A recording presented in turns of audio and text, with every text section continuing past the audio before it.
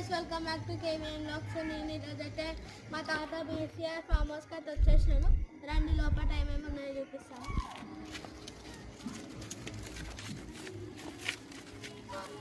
మేము ఇవన్నీ పెంచుకునే చెట్లు 1947లో మా తాత దీని మీద మా పేర్లు ఉన్నాయి. ఫస్ట్ మా చెల్లి పేరు ఇక్కడ సహస్ర, ఇంకా ఇక్కడ ఇషాంత్ర, జశ్వితశ్రీ కనిపించదు.